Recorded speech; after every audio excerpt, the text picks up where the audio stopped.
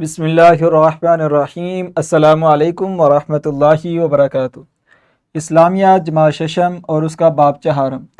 سبق نمبر 4.1 جو مشاورت کی اہمیت کے متعلق سبق ہے، اس کے لیکچر نمبر 3 میں خوش آمدید۔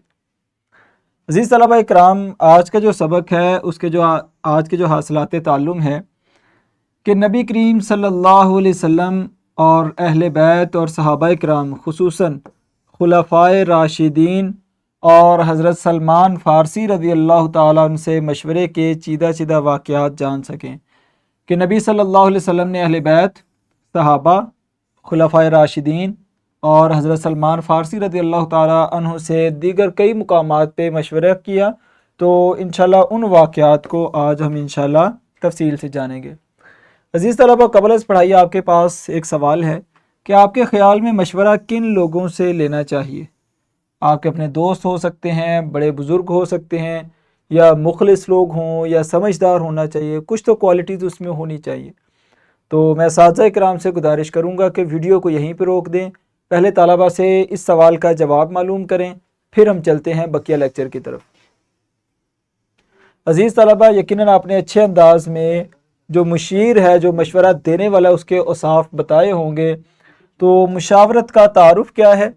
کہ مشاورت کا مطلب ہے کسی معاملے میں دوسروں کی رائے لینا، روزمرہ کے معاملات میں مشورہ لینا، اور اسلامی تعلیمات کا یہ حصہ ہے۔ نبی کریم صلی اللہ علیہ وسلم کی سنت میں مشاورت کا ایک خاص مقام ہے۔ نبی کریم صلی اللہ علیہ وسلم کا مشاورت کا طریقہ کار کیا تھا کہ نبی کریم صلی اللہ علیہ وسلم کو وحی کے باوجود صحابہ کرام سے مشاورت کا حکم دیا گیا، حالانکہ نبی صلی اللہ علیہ وسلم پیغمبر عالم ہیں، تمام جہانوں کے سردار ہیں، لیکن اللہ تعالیٰ قرآن مجید میں فرماتے ہیں نبی صلی اللہ علیہ وسلم جب آپ فیصلہ کریں یا دنیاوی معاملات یا جو بھی ہے تو صحابہ کرام سے مشورہ کیا کریں۔ اس کا مقصد امت میں مشاورت کی سنت کو جاری کرنا تھا۔ نبی کریم صلی اللہ علیہ وسلم نے اہم فیصلوں میں صحابہ کرام سے مشورے کو اہمیت دی، اور آپ صلی اللہ علیہ وسلم نے یہ نہیں سوچا کہ میں نبی ہوں اور صحابہ جو ہیں وہ میری سوچ کے تو قریب بھی نہیں آ سکتے، لیکن پھر بھی نبی صلی اللہ علیہ وسلم نے صحابہ سے مشورہ کر کے امت کو یہ سبق دیا کہ انسان کتنے بھی بڑے جو ہے وہ رتبے والا، مرتبے والا کیوں نہ ہو، اپنے سے ماتحت افراد والوں سے، نیچے والوں سے مشورہ کرنا چاہیے۔ اس میں جو مثالیں ہیں اسلامی جنگوں میں مشاورت، رسول اللہ صلی اللہ علیہ وسلم جنگوں میں بھی صحابہ کرام سے مشورہ کرتے تھے۔ اس میں سر فہرست جو آپ کے سامنے ہے ایک خندق کا واقعہ، کہ غزوہ خندق کے موقع پر نبی صلی اللہ علیہ وسلم نے مختلف صحابہ سے مشورے کیے، لیکن حضرت سلمان فارسی رضی اللہ تعالیٰ نے مشورہ دیا، اے نبی صلی اللہ علیہ وسلم آپ مدینہ کے آس پاس جو ہے وہ ایک خندق کھود دیں۔ خندق یہ آپ کے سامنے ایک پکچر ہے، تصویر ہے، کہ جس میں زمین میں ایک گڑھا کھود دیا جاتا ہے، جس کی جو ہے وہ کہہ لیں کہ گہرائی بھی کافی زیادہ ہوتی ہے، اور اس کو عبور کرنا بھی کافی مشکل ہوتا ہے۔ تو صحابہ کرام اور نبی صلی اللہ علیہ وسلم کو یہ مشورہ بہت پسند آیا، کیونکہ عرب میں ایسی جنگ پہلے کبھی ہوئی نہیں تھی جس میں خندق کھودی گئی ہو، اور یہ فارس کے تھے، تو فارس میں ایسی جنگیں ہوتی تھیں۔ تو نبی صلی اللہ علیہ وسلم نے مدینہ کے اطراف میں جب یہ خندق کھودی تو عرب والے دیکھ کر حیران ہو گئے کہ یہ کون سا طریقہ کار جو مدینہ والوں نے اپنا لیے۔ تو گویا کہ اس جنگ کی جو ایک کامیابی تھی، فتح یابی تھی، وہ تو اللہ تعالیٰ کی مدد تو ہر جگہ ہوتی ہے، لیکن مشورہ جو ہے وہ حضرت سلمان فارسی رضی اللہ تعالیٰ عنہ کا تھا، اس لیے نبی صلی اللہ علیہ وسلم کو حکم دیا گیا آپ معاملات میں صحابہ سے مشورہ کیا کریں۔ اس کے بعد جب وہ صلح حدیبیہ کا واقعہ صحابہ کرام سے مشورہ ہوا، نبی صلی اللہ علیہ وسلم نے پھر حضرت عثمان رضی اللہ تعالیٰ عنہ کا خون کا بدلہ لینے کا جو ہے وہ ایک ارادہ کیا، تو وہ سارا کہہ لیں کہ وہ پس منظر آپ کو پتہ ہی ہے، آپ پچھلی کلاسوں میں پڑھ کے آ چکے ہیں۔ اس کے بعد بدر کے قیدیوں کا معاملہ، کہ نبی صلی اللہ علیہ وسلم جب عالم اسلام اور کفر کی پہلی جنگ ہوئی، جسے کہہ لیں کہ ایک بڑی جنگ کہا جاتا ہے اور حق اور باطل کا دن کہا جاتا ہے، اس میں 70 ان کے کفار مارے گئے تھے اور 70 جو ہیں وہ قیدی بنے تھے۔ تو جو قیدی بنے تھے ان کے بارے میں نبی صلی اللہ علیہ وسلم نے مشورہ کیا کہ اب بدر کے قیدیوں کے ساتھ کیا معاملہ کیا جائے۔ نبی صلی اللہ علیہ وسلم نے اپنی رائے بھی دی، حضرت ابوبکر رضی اللہ تعالیٰ عنہ کی رائے بھی سنی، اور حضرت عمر رضی اللہ تعالیٰ عنہ کی رائے۔ تو نبی صلی اللہ علیہ وسلم حضرت ابوبکر رضی اللہ تعالیٰ عنہ کی رائے تھی کہ ان کو معاف کر دیا جائے اور اس کے بدلے کچھ معاوضہ لے لیا جائے۔ حضرت عمر رضی اللہ تعالیٰ عنہ کی رائے ذرا مختلف تھی، انہوں نے کہا کہ میرا ارادہ یہ ہے کہ ان کی گردنیں اڑا دی جائیں۔ اور نبی صلی اللہ علیہ وسلم نے حضرت ابوبکر رضی اللہ تعالیٰ عنہ کی رائے کو جو ہے وہ ترجیح دی۔ اللہ تعالیٰ نے وحی کی فرمایا کہ اب آپ اپنا فیصلہ نافذ کر چکے ہیں، لیکن میرا فیصلہ اگر آپ جاننا چاہتے ہیں کہ میں خدا نے کون سا فیصلہ کرنا تھا، تو وہ وہی فیصلہ تھا جو حضرت عمر رضی اللہ تعالیٰ عنہ نے زمین پر کیا تھا، کہ کفار کو چھوڑنا نہیں چاہیے تھا، ان کی گردنیں اڑانی چاہیے تھی، کیونکہ انہوں نے اسلام کے خلاف بہت سی سازشیں کی ہیں۔ لہٰذا اب آپ لوگوں نے 70 لوگوں کو چھوڑا ہے، 70 کے بدلے آپ کے 70 جو ہیں وہ شہید ہوں گے، اور بدر کے بعد احد ہوتی ہے، جو 70 مسلمانوں نے چھوڑے تھے انہی کے بدلے مسلمانوں کے پھر 70 آگے شہید ہوتے ہیں، وہ درہ چھوڑنے کی وجہ سے۔ تو نبی صلی اللہ علیہ وسلم نے گویا کہ اس میں بھی جو ہے وہ ایک مشورہ کیا۔ واقعہ افک اس میں یہ تھا کہ نبی صلی اللہ علیہ وسلم جب ایک غزوے سے واپس آئے تو حضرت عائشہ رضی اللہ تعالیٰ عنہا کا ہار جس کہہ لیں کہ قافلے میں اور جس سفر میں گم ہو گیا تھا، اور نتیجتاً وہ معاملہ چلتا رہا مہینہ ڈیڑھ، اور حضرت عائشہ رضی اللہ تعالیٰ عنہا پر تہمت بھی لگائی گئی۔ تو نبی صلی اللہ علیہ وسلم نے صحابہ کرام سے مشورہ کیا پریشانی کی حالت میں، تو معاملات میں مشورہ کرنے کے بعد قریب تھا کہ آپ کوئی فیصلہ لیتے، اللہ تعالیٰ نے وحی کی اور حضرت عائشہ رضی اللہ تعالیٰ عنہا کی صفائی کو بیان کر دیا۔ تو یہ واقعہ افک میں بھی نبی صلی اللہ علیہ وسلم نے صحابہ کرام سے مشورہ کیا، لیکن جو کہہ لیں کہ تصدیق تھی، جو کہہ لیں کہ پوری ایک گواہی تھی، وہ قرآن مجید میں اللہ تعالیٰ نے حضرت عائشہ رضی اللہ تعالیٰ عنہا کے متعلق بیان کر دی سورہ نور میں۔ اس کے بعد صرف یہی معاملات نہیں تھے، بلکہ ریاستی اور انتظامی امور میں بھی نبی صلی اللہ علیہ وسلم صحابہ سے مشورے کرتے تھے کہ اب مدینہ کو ہم نے کیسے ٹھیک کرنا ہے، اور مدینہ کی ریاست کو کیسے ہم نے بیسٹ بنانا ہے۔ تو نبی صلی اللہ علیہ وسلم نے ریاستی امور میں بھی صحابہ سے مشورہ کیا، مدینہ کے تعلیمی اور انتظامی امور پر بھی مشورہ کیا گیا، خفیہ معاملات میں بھی خاص افراد سے آپ نے مشاورت کی۔ نبی صلی اللہ علیہ وسلم کا معمول یہ تھا کہ آپ عشاء کے بعد چند قریبی صحابہ کے ساتھ بیٹھ جاتے اور آنے والے دن کی پلاننگ کرتے تھے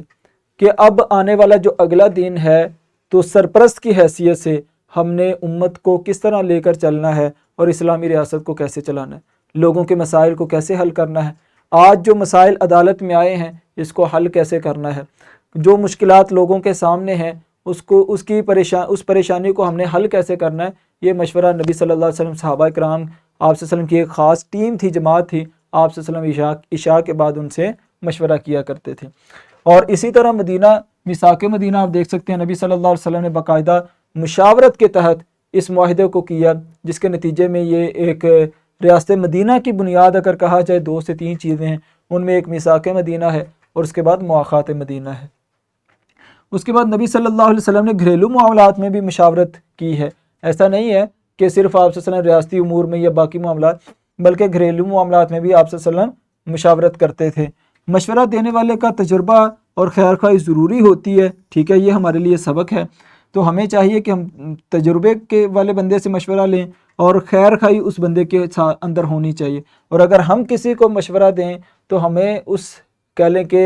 حالت کا، اس سچویشن کا اور اس مسئلے کا مکمل علم ہونا چاہیے، تجربہ ہونا چاہیے، اور اس کے بعد ہمیں مشورہ دینا چاہیے۔ اہم فیصلے ہمیشہ مشاورت کے ذریعے کیے جاتے تھے، تو یہ نبی صلی اللہ علیہ وسلم کی سنت تھی کہ آپ صلی اللہ علیہ وسلم ہمیشہ جو ہے وہ اہم کہہ لیں کہ فیصلوں میں صحابہ سے مشورہ لیتے تھے، اور تجربہ کار جو صحابہ تھے، جو کہہ لیں کہ زیادہ عمر والے نبی صلی اللہ علیہ وسلم ان کے مشورے کو ترجیح دیتے تھے۔ خلفائے راشدین کی سنت مشاورت، صرف نبی صلی اللہ علیہ وسلم نے اس سنت کو اپنایا نہیں ہے، بلکہ صحابہ کرام نے بھی اس پر عمل کیا ہے۔ خلفائے راشدین نے بھی مشاورت کی سنت کو اپنایا۔ حضرت ابوبکر صدیق رضی اللہ تعالیٰ، حضرت عمر فاروق رضی اللہ تعالیٰ نے اہم فیصلوں میں مشاورت کی۔ مشورے کے ذریعے اتفاق رائے سے فیصلے کیے جاتے تھے، اور یہ خلفاء کا دور ایسے ہی تھا کہ حضرت عمر رضی اللہ تعالیٰ کے دور میں حضرت عثمان اور حضرت علی رضی اللہ تعالیٰ آپ کے مشیر ہوتے تھے، حضرت عثمان رضی اللہ تعالیٰ کے دور میں حضرت علی ہوتے تھے۔ تو اسی طرح باقی صحابہ جو وہ مشورہ دیا کرتے، اور جو ایک خلیفہ تھا وہ فیصلہ لیا کرتا۔ اور اس کی ایک مثال آپ کے سامنے ہے کہ جب جنگ یمامہ ہوئی تھی تو جنگ یمامہ کے ٹائم حفاظ اکثر تعداد میں شہید ہوئے تھے، 1200 لوگ ٹوٹل شہید ہوئے تھے، جس میں سے 700 حفاظ تھے۔ اب 700 حفاظ کی شہادت ایک بہت بڑی شہادت تھی، تو قرآن مجید کی حفاظت کا مسئلہ بن رہا تھا، اس لیے صحابہ کرام نے آپس میں آپسی ایک مشورہ کیا، کیوں نہ ہم قرآن مجید کو ایک مصحف کی شکل میں کیا کریں، تحریر کر کے جمع کر لیں۔ تو حضرت عمر رضی اللہ تعالیٰ حضرت ابوبکر رضی اللہ تعالیٰ آپس میں مشورہ کیا اور پھر ایک صحابی حضرت زید رضی اللہ تعالیٰ کی ڈیوٹی لگائی اور قرآن مجید کو جمع کیا گیا۔ تو یہ معاملات ہیں۔ تو عزیز طلبہ، آج کے لیکچر میں ہم نے یہ پڑھا کہ نبی صلی اللہ علیہ وسلم نبی ہونے کی حیثیت سے بھی اللہ تعالیٰ کے حکم کو مکمل کرتے ہوئے صحابہ کرام سے مشورہ کرتے تھے اور خلفاء بھی ایک دوسرے سے مشورہ کرتے تھے۔ عزیز طلبہ، سبق کی روشنی میں اب آپ کے لیے ایک ایکٹیویٹی ہے کہ طلبہ گروپ میں تقسیم ہو کر کسی ایک اہم مسئلے پر مشورہ کریں اور نبی صلی اللہ علیہ وسلم کی سنت مشاورت پر مذاکرہ کریں۔ تو کوئی ایک مسئلہ آپ دیکھ سکتے ہیں، آپ کے اسکول میں، آپ کے اکیڈمی میں، آپ کے گھر کا کوئی بھی ایسا مسئلہ جو آپ کا متعلقہ اور کہہ لیں کہ سب کا مسئلہ ہے، کوئی ریاست کا مسئلہ ہو سکتا ہے، اس پر مشورہ ایک دوسرے سے مشاورت کریں اور تاکہ پتہ چلے کہ کون سا بچہ کس طرح کے مشورے کی صلاحیت رکھتا ہے۔ تو میں اساتذہ کرام سے گزارش کروں گا کہ ویڈیو کو یہیں پہ روک دیں، کمرہ جماعت میں پہلے اس ایکٹیویٹی کو مکمل کروائیں، پھر ہم چلتے ہیں بقیہ لیکچر کی طرف۔ عزیز طلبہ، یقیناً آپ نے اچھے انداز میں سرگرمی کو مکمل کیا ہے۔ اب آپ کے لیے گھر کا کام ہے کہ روزمرہ زندگی میں ایک ایسا واقعہ لکھیں جس میں آپ نے مشورہ کیا ہو، اس مشورے کے نتائج کیا تھے، آپ نے کیا سیکھا اس سے، تو اس مشورے کا جو پس منظر ہے اور اس کے جو نتائج ہیں وہ آپ نے کاپی پر تحریر کرنے ہیں۔ یہ آپ کے لیے گھر کا کام ہے۔ عزیز طلبہ، سبق کا خلاصہ کلام یہ ہے کہ نبی صلی اللہ علیہ وسلم کا طرز عمل ہمیں مشاورت کی اہمیت سکھاتا ہے کہ نبی صلی اللہ علیہ وسلم ہمیشہ مشورہ کر کے کام کرتے تھے۔ مشاورت امت کی فلاح کے لیے ایک اہم اصول ہے۔ اسلامی زندگی میں مشاورت کی سنت پر عمل کرنے سے کامیابیاں حاصل ہوتی ہیں، لہٰذا ایک اکیلے انسان کو پوری ریاست، پوری قوم کے فیصلے کی اجازت نہیں ہے۔ نبی صلی اللہ علیہ وسلم بھی پوری ریاست کا فیصلہ صحابہ کرام سے مشورہ کر کے کیا کرتے تھے۔ تو ایک جج کو، ایک حکمران کو، ایک لیڈر کو، ایک کیپٹن کو مشورے کے ساتھ چلنا چاہیے تاکہ ماتحت افراد کی سوچ کا اور ان کی عقل کا اندازہ ہو سکے۔ عزیز طلبہ کرام، اختتام یہ ہے کہ آج ہم نے مشاورت یعنی کہ نبی صلی اللہ علیہ وسلم کا طرز عمل اس کو پڑھا کہ آپ صلی اللہ علیہ وسلم مشاورت میں کس طرح جو ہے وہ ایک طریقہ کار کو اپناتے تھے۔ انشاءاللہ کل ہم مشاورت کے فوائد اور اثرات کے بارے میں پڑھیں گے۔ تو لیکچر کے آخر میں آپ کے لیے ورک شیٹ اور لیسن پلان ہے، آپ نے ان کو ڈاؤن لوڈ کرنا ہے اور مزید استفادہ کرنا ہے۔ تو ملتے ہیں اگلے لیکچر میں۔ اللہ حافظ۔ السلام علیکم ورحمۃ اللہ وبرکاتہ۔